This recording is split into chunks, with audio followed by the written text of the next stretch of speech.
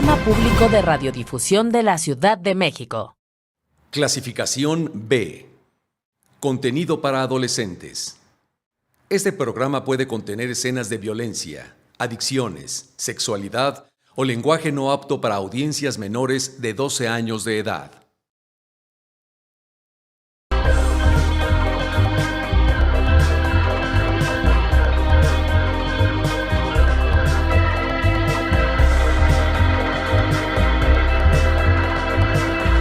Justicia fiscal.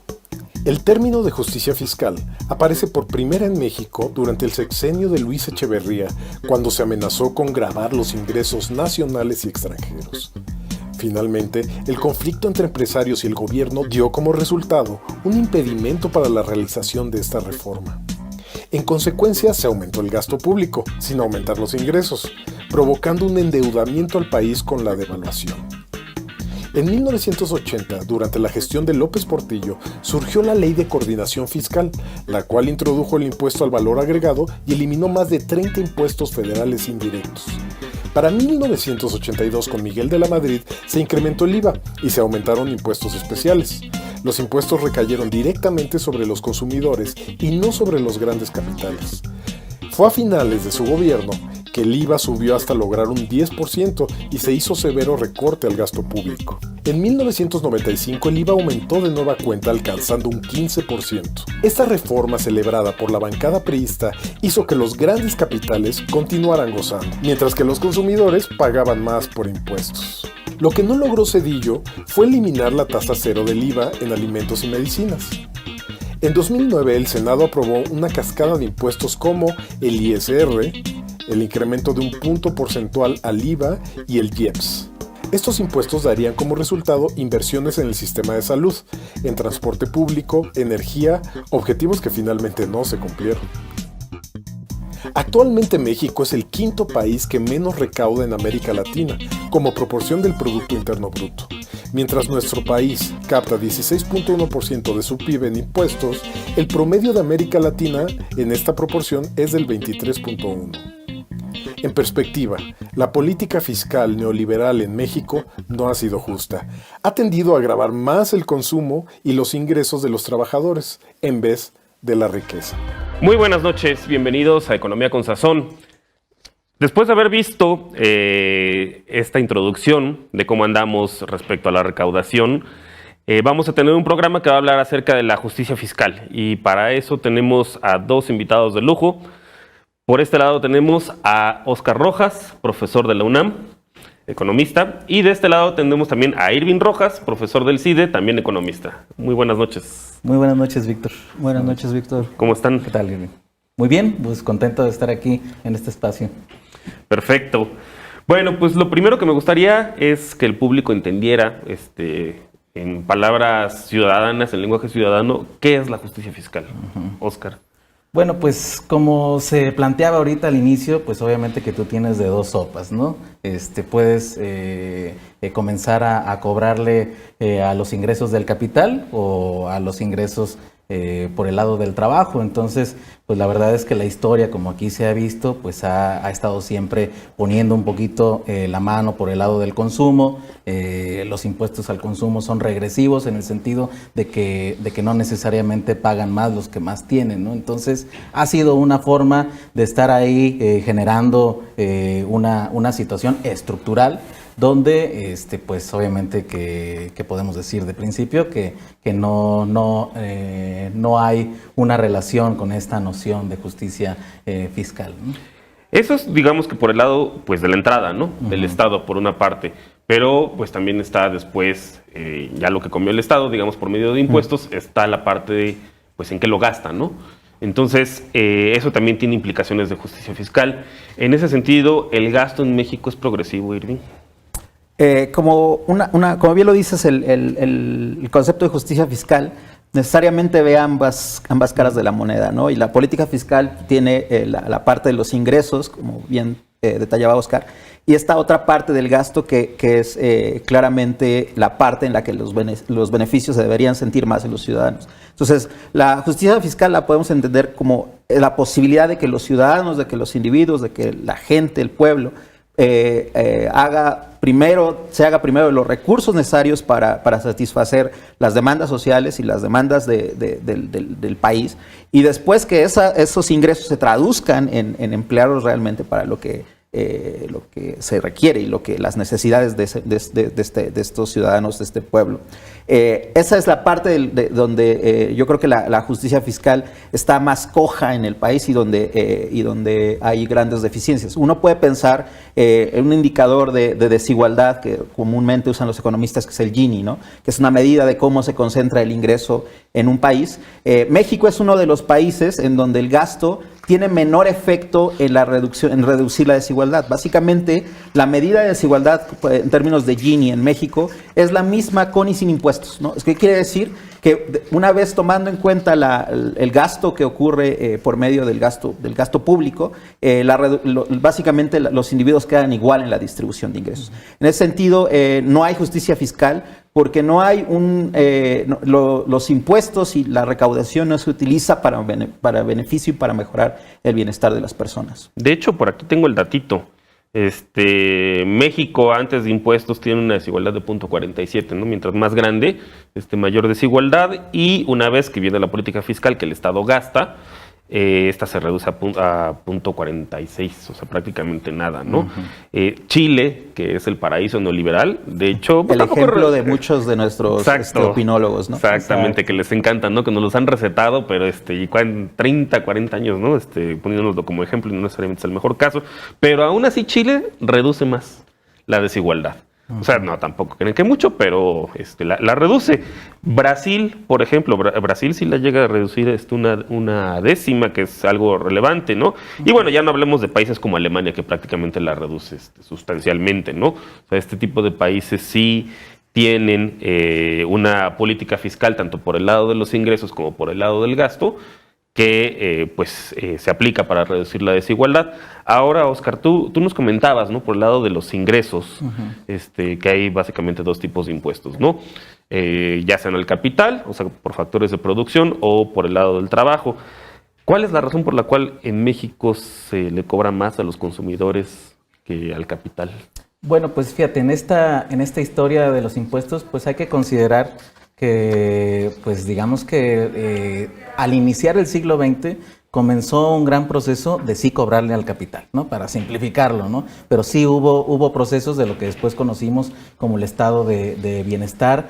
Había, después del final del siglo XIX, que el capital privado era el dominante absoluto, empezó a existir, pues a raíz de la guerra, de que pues esto no necesariamente repercutía en bienestar. Y máxime cuando pues los que estaban al frente en la guerra regresaban, pues querían tener al menos servicios esenciales, ¿no? Entonces, hay un quiebre, hay una evolución en este proceso donde se le tiene que ceder, ¿no? Al trabajador, se le tiene que ceder un poquito de distribución.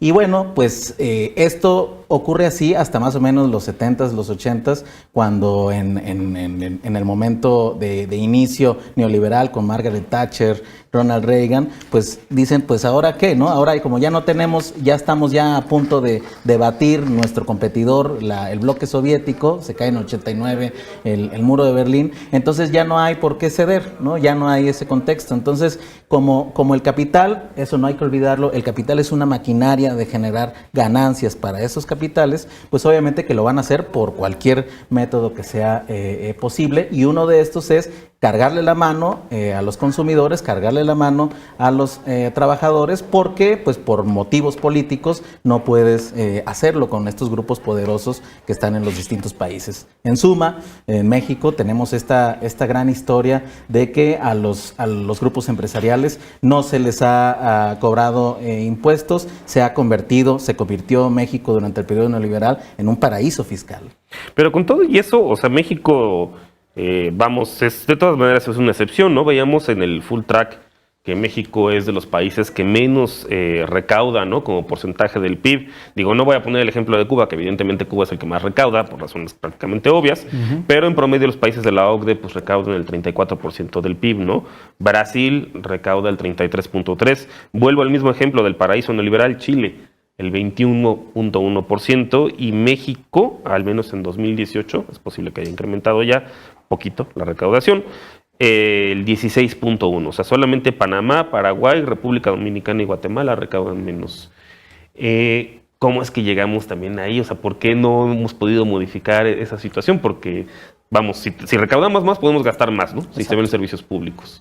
Y esa cifra que dices es la cifra de ingresos que no son petroleros, ¿no?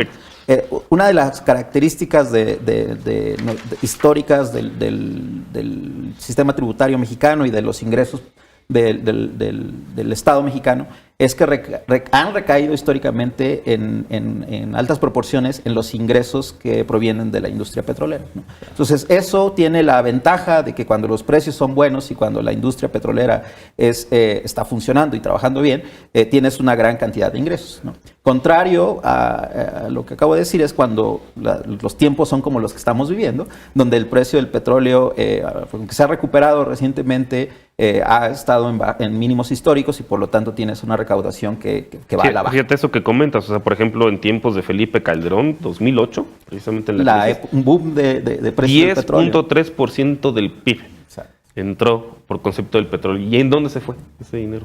En gran parte a gasto corriente de la administración pública, que no sabemos al final en qué fue exactamente, probablemente cosas muy poco productivas, porque de otra manera se hubiera aumentado, por ejemplo, la inversión en la misma empresa paraestatal, que vemos que no ocurrió. Pero bien, lo que decía sobre cómo llegamos a esa proporción tan baja, ¿no? de los ingresos que vienen los ingresos que no vienen del petróleo, yo creo que tiene que ver totalmente con lo que decía Oscar, del proceso político que da origen a las negociaciones de las reformas fiscales. Porque ha habido N reformas fiscales en los últimos 30 años, para poner un periodo de tiempo de análisis, en el que la mayoría de los casos se hacen arreglos cosméticos a las tasas de ISR, o en los momentos de crisis, que es cuando regularmente se llevan a cabo estas discusiones con más profundidad, se aumentan las tasas en el ISR, pero no de una manera que esté enfocada hacia adelante, ¿no? Es como una forma de reaccionar a la coyuntura, pero nunca ha habido una visión estratégica más de largo plazo de cuál deberían de ser la estructura del sistema fiscal y del sistema impositivo, que realmente esté conduciendo a un desarrollo mucho más amplio, una visión más allá de lo que es popular en el corto plazo. Entonces, por lo tanto, las negociaciones de corto plazo dependen de quienes estén en los congresos, ¿no? Y pues nosotros sabemos cuáles eran las características había una telebancada, ¿no? O sea, había y no dudo que aún muchos intereses privados estén representados en los congresos, ¿no? Esa es la parte clave de esta frase de separar el poder político del poder económico. Tiene que verse ahí, ¿no? Si realmente eso está ocurriendo o si va a ocurrir, tiene que pasar por que no estén grupos, puede que estén representados, porque sí, en una democracia, ¿no? Todo el mundo debe estar representado. Que no estén sobre-representados. Pero que no estén sobre-representados y que no impongan sus intereses por encima de los intereses de la gran mayoría. Que ese es el concepto fundamental de la idea de justicia fiscal, ¿no? Que realmente la gente tenga el poder para redirigir esfuerzos y recursos hacia donde lo necesita la mayoría. Entonces, buena parte del concepto de justicia fiscal creo que es más un concepto político que un concepto de hacer bien las cuentas y de que cierren los números. Eso es necesario. Necesitamos un sistema que también sea eficiente, que no tenga, que no se escapen, que no haya fugas como solía pasar, y que haga bien las cuentas, que identifique quiénes son los contribuyentes, que les cobre las tasas apropiadas. Eso es muy necesario. Necesitamos una parte técnica que funcione bien, pero la otra parte, la parte del proceso político, es indispensable. Y ahí es donde se identifica cuáles son las prioridades del Estado, ¿no? En los presupuestos. Los presupuestos es donde se ve qué es lo importante y qué es lo no importante. Que precisamente hablando de presupuestos, o sea, digo, por un lado ya vimos que pues México recauda bien poquito. Y si recaudas bien poquito, pues gastas bien poquito, ¿no? Porque no tienes, o sea, salvo que te endeudes, y ya nos ha pasado, no hay con qué gastar, ¿no? Si lo vemos en ese sentido, por ejemplo, el gasto social como porcentaje del PIB, Nuevamente, digo, no voy a poner de ejemplo a Francia, pero Francia gasta el 31.7% de su PIB, ¿no? Y se ve, ¿no? Se ve en escuelas, se ve en universidades gratuitas, se ve en servicios médicos gratuitos, medicinas, etcétera. Estados Unidos, ¿no? Que también es un país bastante neoliberal, 30%. El promedio de la OCDE, que siempre somos el patito feo nosotros, andamos por ahí del 20.86. Nuevamente vuelvo al caso de Chile, el paraíso neoliberal. Exacto. 13.3% y México 7.74%. O sea, es el más bajo dentro de la OCDE. En América Latina vuelvo a lo mismo, no voy a poner el ejemplo de Cuba, pero pues Cuba es el 29% gasta del PIB, de gasto social, Costa Rica el 24%, el promedio de América Latina es 11% y México gasta el 9%. Esto en 2018, ¿no? Entonces, ¿dónde vemos esto? O sea, si se gasta poquito, pues ¿qué implicaciones tiene para la gente en su vida cotidiana si el gasto social es tan bajito? Sí, bueno, pues obviamente que en una condición de explotación, y yo diría de superexplotación en este país, donde se trabaja y no se puede acumular o no se puede tener ahorro, pues es terrible, ¿no? Es además de una situación económica, en una primera instancia en el análisis, pues también es una gran crisis social, ¿no? De que por más que te esfuerces, ahí pues tocamos un poquito este mito de la meritocracia, ¿no? Que se ha tratado aquí de desarrollar en este país, ¿no? De que, bueno, tú eres pobre porque no le echas ganas. Porque no le echas ganas, pero pues ahí lo importante es concebir al Estado como una organización colectiva, ¿no? Donde tiene que ser claro en la discusión pública la forma en la cual se va a distribuir lo que se produce por todos, ¿no? Entonces, la idea de la justicia fiscal aquí tendría que ser, bueno, tú, gran empresa, haces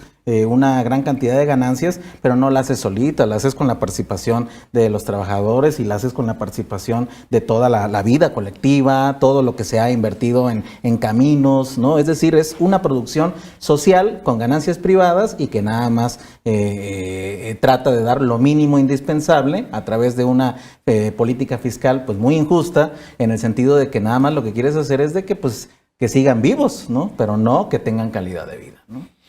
Irving, tú comentabas de estas fugas, ¿no? Que claro, tiene hoyos por ahí. La tubería, creo que se ha empezado, o sea, bueno, digamos que parte de una reforma fiscal implícita de esta administración ha sido empezar a eliminar esas fugas, ¿no? De hecho, pues estaba todo este tema de las condonaciones fiscales, ¿no? Aquí tengo algunas a la mano, que a Fundar le costó bastante esfuerzo conseguir información de quiénes eran aquellos beneficiarios, ¿no? Y aquí aparecen, pues, tú hablabas de televisoras y, bueno, pues sabemos de este señor que tiene ahí todo un conglomerado, pensando en, pues, digo, a TV Azteca, casi 2,000 millones de pesos le han condonado de impuestos, ¿no? Anteriormente. Hay otras por ahí, ¿no? O sea, hay muchas de estas. Y vemos que, pues, ya están pagando, ¿no? Entonces, además de eliminar las condonaciones fiscales, ¿qué otros arreglos consideras que se deben hacer? Claro, ahí la discusión es de hacia dónde mover una posible reforma fiscal. Sí, primero parte por quitar ese miedo a tocar esos intereses que están en todos lados y que están presentes y que tenemos que ser realistas y que forman parte, por ejemplo, de la coalición de gobierno, ¿no? Esta televisora que tú lo dices, pues es parte incluso del consejo asesor del presidente, ¿no? Entonces, ¿está mal que tenga una asesoría por los empresarios? Pues no necesariamente. Está mal que las empresas no paguen sus impuestos, que les perdonen o que encuentren resquicios legales para pagar a través de empresitas, que muchas de estas empresas es lo que hacen, fundar empresas pequeñas para pagar nóminas y reducir así la cantidad de impuestos que pagan. Eso es típico, ¿no? Entonces, ir contra todos estos esquemas es parte, digamos, del aspecto técnico de la justicia fiscal, ¿no? De que las cuentas estén bien y de que se le cobre apropiadamente a quien se le debe cobrar. Y la otra parte, que yo considero que es hacia donde también la parte política debe de ser mucho más enfática, es por ejemplo, en nuestro sistema, como bien lo decía Oscar, recae mucho en estos impuestos indirectos a través del IVA, por ejemplo, ¿no? Que tienen la gran desventaja de estar sobrerepresentando la proporción del gasto de los ingresos de los hogares más pobres, ¿no?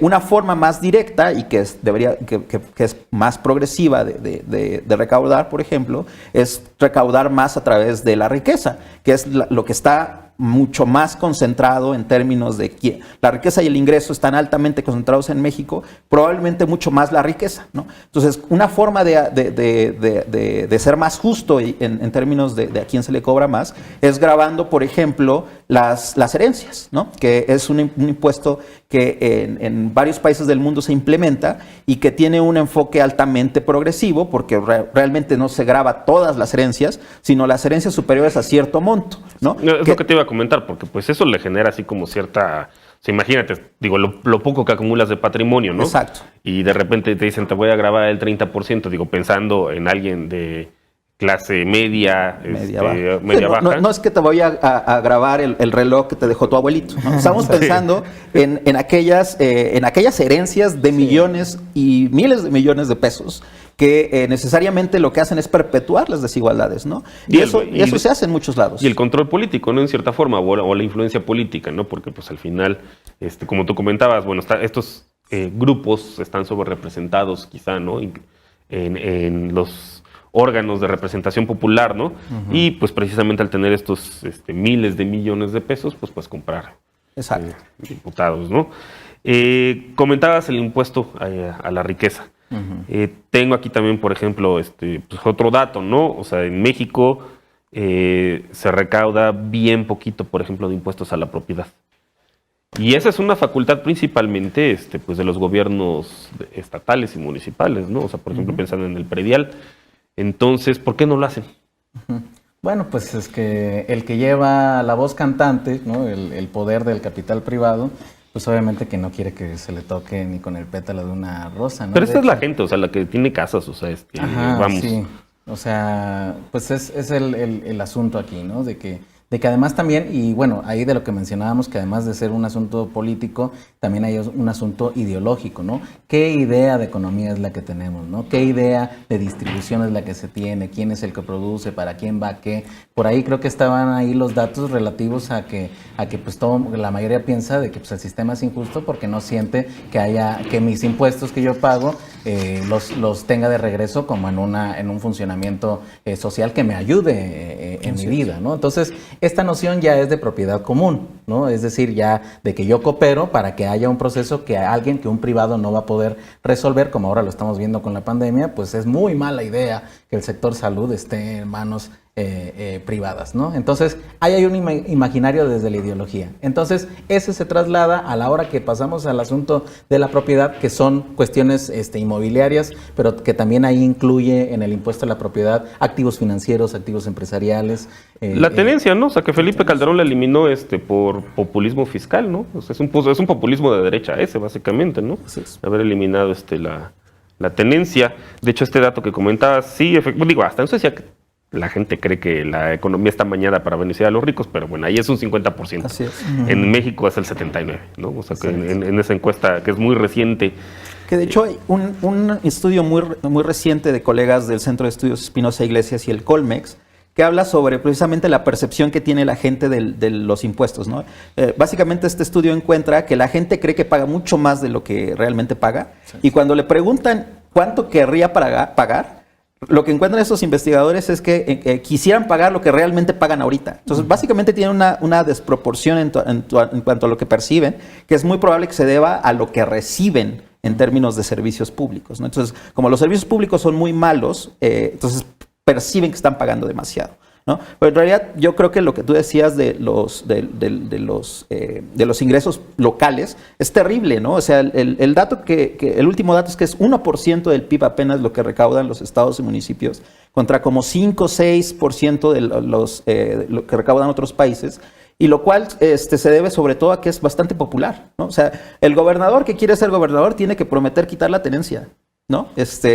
Lo cual es una gran, es un suicidio en términos de recaudación y de las implicaciones que tiene para el gasto en el futuro, que es lo que estamos viviendo ahora, es que los gobernadores, pues, por ejemplo, se quejan de que los hospitales y de que no hay recursos, pero bueno, ¿cuántos de esos no hicieron como parte de su estrategia política el quitar cosas tan esenciales como la tenencia, que realmente está agravando a quien no es cualquiera el que puede tener un carro de 500,000 pesos, ¿no? Y luego los vemos circulando con placas de Morelos, ¿no? Así Así, dándole la vuelta.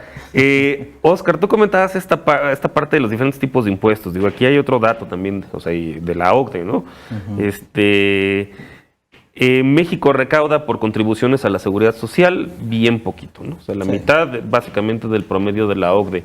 Sin embargo, acaba de haber una reforma en la cual es relativamente progresiva, todavía no se va a poner en marcha, pero eventualmente va a tener efectos, ¿no? Particularmente para quienes ganan más.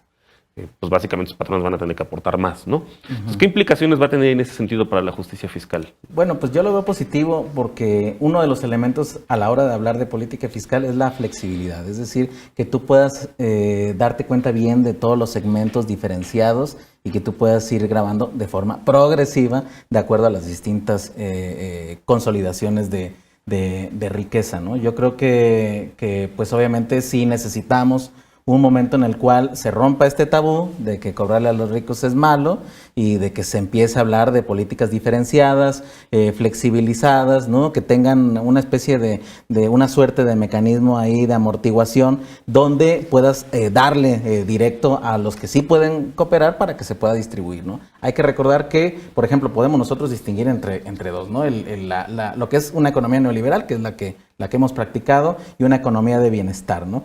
Tradicionalmente, como antecedente antes de las primeras economías de bienestar del siglo XX, se tenía que el gasto fiscal que se hacía eran gastos impuestos sobre soberanía, es decir, gastos en cuestiones de militares y defensa, es decir, un asunto más del lado de la estructura colonial, ¿no?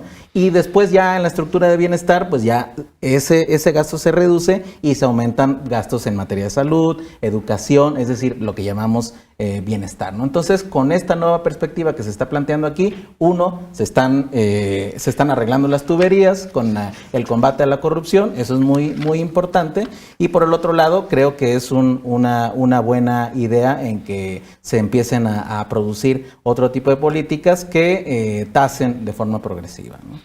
Ahora, tiene que haber una ventaja para los ricos, ¿no? O sea, digo, si no, uno no se explicaría cómo, habiendo tantos ricos, por ejemplo, en Estados Unidos, en Francia, pues sí están dispuestos a pagar. Bueno, digo, ahí hay incentivos positivos y negativos, pero tiene que haber una ventaja, ¿no? Entonces, pensando, por ejemplo, en el capital, ¿cuál es la ventaja de pagar más y gastar más, de tener más gasto social?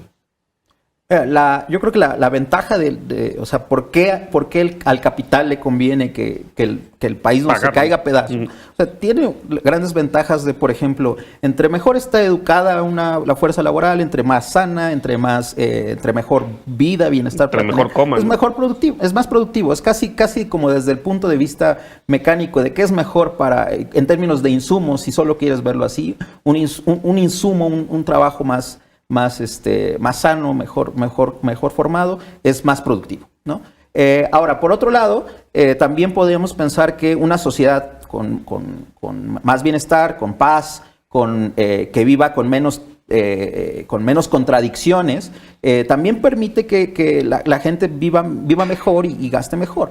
Ahora, la otra parte como también un poco más utilitarista es pues entre mejor bienestar social tenga la población, también va a demandar cosas que sean más valiosas, va a diversificar su consumo, va a viajar más. O sea, como desde el punto de vista de venderle al mercado funciona, ¿no? Y eso yo creo que también explica en parte por qué estas sociedades que a veces comentarios de Twitter, ¿no? Que dicen que son socialistas o que los nórdicos básicamente casi son comunistas. Pues en realidad no es así, ¿no? O sea, son economías de mercado que tienen fuerzas de mercado que funcionan bien, ¿no? O sea, mercados que funcionan bien y que redistribuyen, ¿no? Porque el gasto social sí está enfocado a la redistribución. Vamos a retomar entonces esta idea, ¿no? Precisamente de la que se ha hablado en Twitter. Vamos a una pausa, por favor, y regresamos.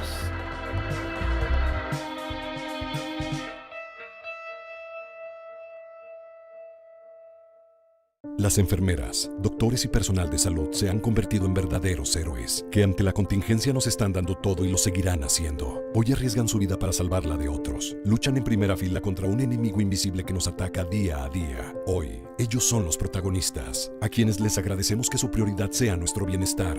Reconocemos su coraje, entrega y vocación. Gracias por compartirnos su valor y esperanza ante la adversidad. A todos ustedes, nuestro respeto y admiración. Partido Verde, por un México unido.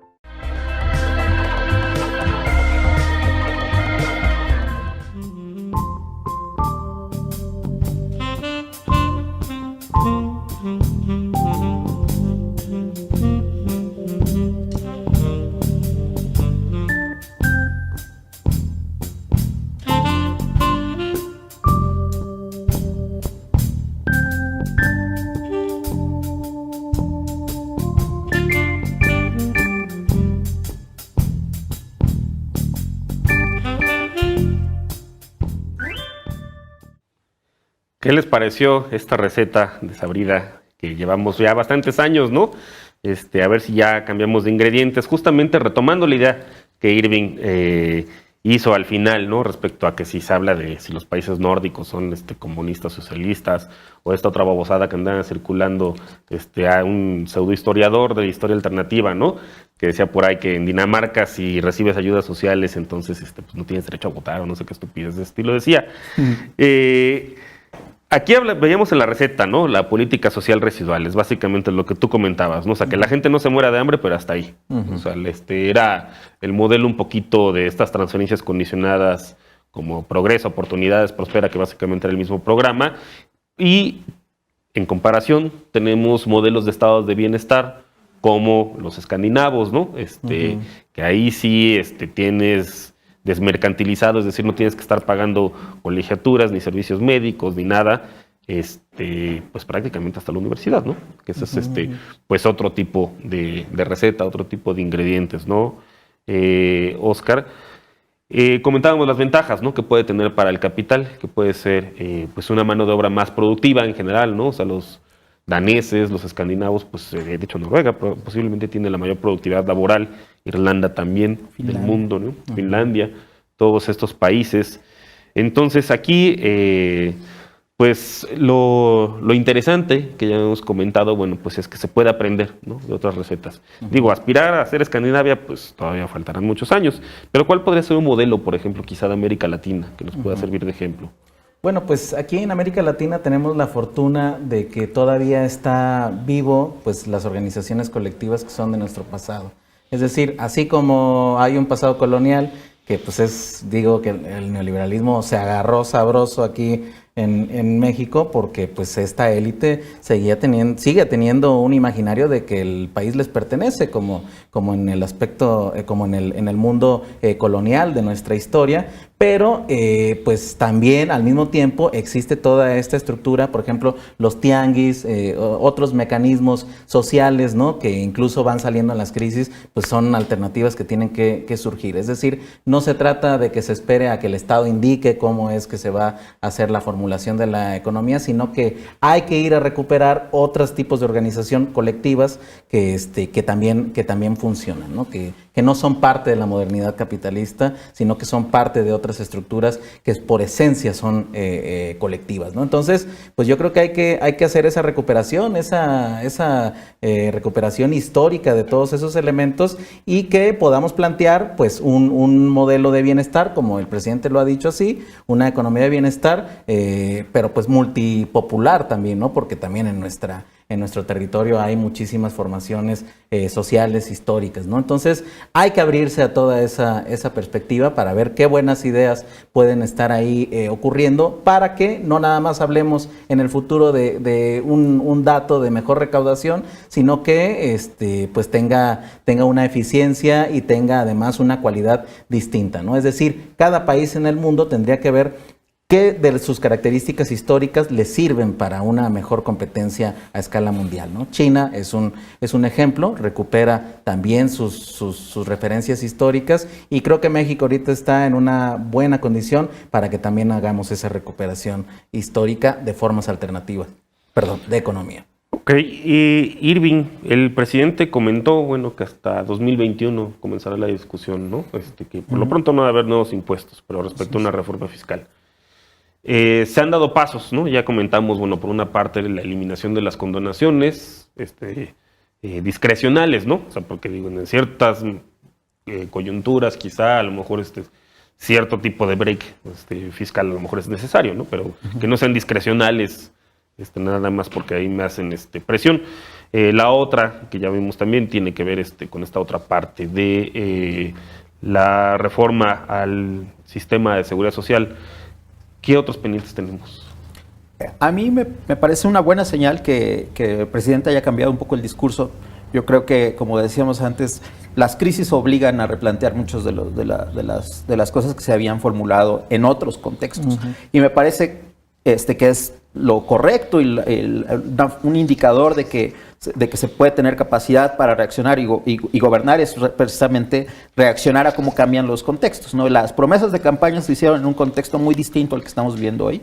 Y me parece que es completamente innecesario casarse con el discurso de decir es que prometimos no hacerlo cuando estamos viviendo una crisis económica muy profunda y una crisis de salud sin precedentes. Entonces me parece una buena señal decir vamos a discutirlo, porque ni siquiera ha sido suficientemente claro de que sí vaya a ocurrir. Vamos a discutirlo y estamos abiertos a esa posibilidad de discusión. Qué bueno, porque yo creo que una de las cosas que podría profundizar los cambios que el presidente se ha propuesto implementar es no solo respetar sus promesas de campaña, sino ir más allá de esas promesas de campaña, radicalizar algunas de esas promesas de campaña, como podría ser en términos de la justicia fiscal, que es donde tenemos un gran camino por recorrer. Cosas, como decías, ¿qué ingredientes podemos ver en América Latina o en el mundo que no necesariamente tenemos que copiar modelos completos, sino copiar ingredientes?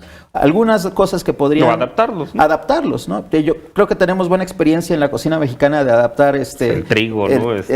O hacer sushi con chile. Exacto. Podemos aprender mucho de, por ejemplo, qué tipo de políticas de gasto funcionan.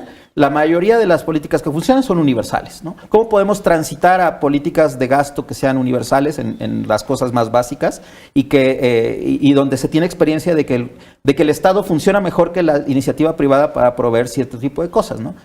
¿Qué otra cosa podemos aprender mucho en términos de lo que hablamos de la recaudación? Sí, hay que identificar quiénes son los que no han pagado y los que deberían de pagar y cuánto más deberían pagar. Es un tema quizás un poco menos fácil de llevar en términos políticos, pero tienes que echarte esa bronca, ¿no?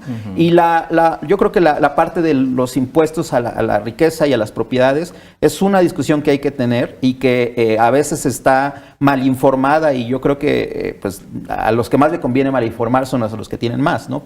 Entonces, lo que decíamos de las herencias es más allá de las personas que pueden heredar un patrimonio que van construyendo. Eso no es lo que va a corregir las desigualdades, o no necesariamente completamente corregir las desigualdades, pero lo que puede abonar es aquello que impide que se transmitan estas cadenas, no solo de riqueza, sino de poder y de influencia. Que tienen sus voceros, ¿no? Digo, yo recuerdo, por ejemplo, cuando se planteó el impuesto a la plusvalía, pues luego Sergio Sarmiento por ahí, ¿no? Con un liberalismo ya bastante trasnochado, diciendo, Exacto. bueno, pues que era expropiación, ¿no? Y el primer paso, y cosas de ese estilo. Mencionabas la analogía, ¿no? Con el sushi empanizado que también tenemos en México, Exacto. o con chiles toreados. Pienso yo en un ejemplo, por ejemplo, de América Latina, que podríamos emular Argentina, ¿no? Digo, aquí a las cortes argentinos los pedimos con chiles toreados, así se enojen ciertos chefs, ¿no? En taco. Creo que ese es un sistema de salud universal, ¿no? Que podríamos emular el argentino, que funciona bastante bien. Tengo por aquí un dato, ¿no? Cómo cambió, por ejemplo, el nivel de confianza de la sociedad en el gobierno federal, de acuerdo con el INEGI, que conste que no son encuestas. No son otros. Ajá, no lo estamos inventando. De la ENSIG, de la Encuesta Nacional de Calidad e Impacto Gubernamental, prácticamente se va al doble, ¿no? En 2017, solamente una cuarta parte de los entrevistados tenían confianza en el gobierno federal, ahora es del 51%. Es decir, hay un capital político fuertísimo para poder implementar una reforma fiscal o impulsar pues algunas modificaciones, ¿no? Sí. ¿Cuáles serían algunos pendientes, por ejemplo? Bueno, entonces en este caso, ¿no? O sea, ¿en qué se podría utilizar este capital político? Bueno, pues yo creo que sí se va, pues va como, bueno, aquí estamos en economía en sazón y pues cuando uno hace una pancita o un menudo, pues es hay que dejarlo que esté ahí un buen rato, pues en la lumbre. Y yo creo que ahorita en la primera parte del sexenio, pues López Obrador ha fijado primero la necesidad de que se genere esta confianza. Es decir, que efectivamente se está yendo contra uno de los cánceres de este país, que es la corrupción, porque pues obviamente que si tú dices, bueno, pues si yo pago impuestos y al otro día vuelan hacia un paraíso fiscal, pues de qué se trata, ¿no? Pero entonces, hasta pensando bien, siendo, o sea, un gran empresario, digamos, que los hay honestos, hasta también, pues yo no le voy a pagar impuestos a Lozoya, ¿no? O sea, o a Videgaray. Sí, es una locura. Dices, bueno, pues eso es como tirarlos a la basura, ¿no? Porque como se comentaba ahorita, también le conviene a los empresarios, incluso al sector privado, que haya inversión, por ejemplo, en infraestructura, ¿no? Porque en última instancia ellos son los que van a poder aprovechar también ahí muchos elementos. Es decir, una unidad empresarial por sí sola no le saldrían las cuentas para invertir, por ejemplo, en un tren, ¿no?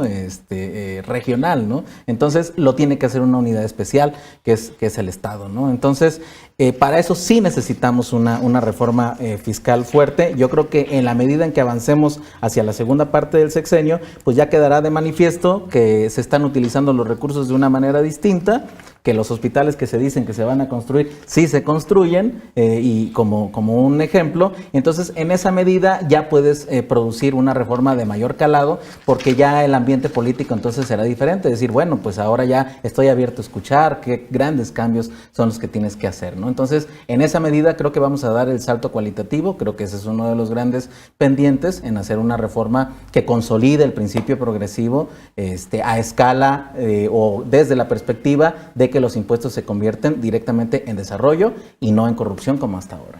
Porque está también esa crítica de la izquierda, ¿no? Digamos, que quiere rebasar por la izquierda al gobierno federal y que ha pedido una reforma fiscal desde un inicio, ¿no? Entonces comenta Oscar que pues más bien hay que esperar, varios hervores, ¿no? Varios procesos de cocción en ese sentido. Entonces, ¿tú qué les dirías? Tener un plan integral de para qué lo vas a usar. Tampoco puedes decir hay que gastar mejor y gastar más sin tener un plan de financiamiento adecuado. Lo inverso es igual de erróneo, ¿no? Es muy parecida a la discusión de cuando sobre cómo responder ante la crisis. Y que algunos quisieron aventurarse a decir, es que hay que endeudarnos, sin antes decir para qué, ¿no? De qué es lo que necesitas y para qué, cuál es la estrategia que necesitamos seguir para salir de esta crisis de salud y económica que está pegando muy fuerte. Primero necesitas un plan y ser estratégico en qué lo vas a usar. Yo creo que es una analogía muy parecida a lo que necesitamos de discusión respecto a la reforma fiscal, es qué vamos a hacer. Yo creo que los principales ejes que deberían de regir esta discusión es, primero, cómo gastar mejor en términos de hacer el gasto más progresivo y evitar estas fugas que decíamos antes en los gastos que ocurrían en los hospitales, en las escuelas, donde había una gran cantidad de dinero. No dudo que siga pasando, que son cosas que tardan mucho en corregirse, pero que realmente se vean tendencias claras hacia dónde moverse. Tú lo que decías es interesante, ¿no? Que pareciera que lo que hay que crear es primero una buena imagen, una buena impresión de hacia dónde, de que se puede, de que con lo que hay se están haciendo mejores cosas, y que entonces una vez que has demostrado eso puedes pedir más. Yo creo que se puede ser ambicioso desde un inicio, reconociendo que estamos en un contexto muy complejo, ¿no? Ya cambiaron las cosas, la recaudación por el momento no ha sido afectada de forma tan brusca como el producto, pero no se va a sostener así por mucho tiempo. Perfecto. En un minuto, Oscar, tus conclusiones. No, pues México está en un tránsito histórico y la base fiscal, sin duda ahí se va a reflejar todas estas perspectivas, ¿no? Ha sido toda una historia de grupos de poder un grupo de poder, una élite que se sintió dueña del país y que ahora frente a un proceso democrático pues hace falta entonces que se abran las perspectivas, que se quiten los mitos y los tabúes sobre la cuestión fiscal y que podamos verdaderamente dar a luz una versión muy interesante latinoamericana de la forma en la cual no nada más es un asunto de progresividad fiscal, sino pues efectivamente como aquí se ha planteado, de justicia fiscal, de justicia retributiva, distributiva, es decir, que se recupere esta perspectiva del país como un todo colectivo y no nada más para el servicio de unas élites. Perfecto. Irving, tus conclusiones. Un minuto. Justicia fiscal, no tenemos aún. Justicia fiscal es un proceso que va a llevar un tiempo madurar políticamente, pero el capital político es para invertirlo. Y si el presidente tiene una legitimidad que ganó en las urnas, debe invertir ese capital político dos vías. Por el lado del gasto, hacer un gasto que esté cada vez más dirigido a la universalidad, y por el lado de los ingresos, realmente separar el poder público del poder político del poder económico, al realmente ir por quien tiene que pagar en las cantidades que debe de hacerlo. Perfecto, digo, y se han dado los primeros pasos, se están sentando las bases, creo que vamos en la trayectoria correcta, todavía falta mucho, como comentaban. Pues muchas gracias a ustedes, espero que les haya gustado este tema, que lo que le hayamos explicado de alguna manera ciudadana. Muchísimas gracias, Oscar, muchísimas gracias, Irving, y pues los esperamos la siguiente semana por el mismo canal a la misma hora. Muchísimas gracias.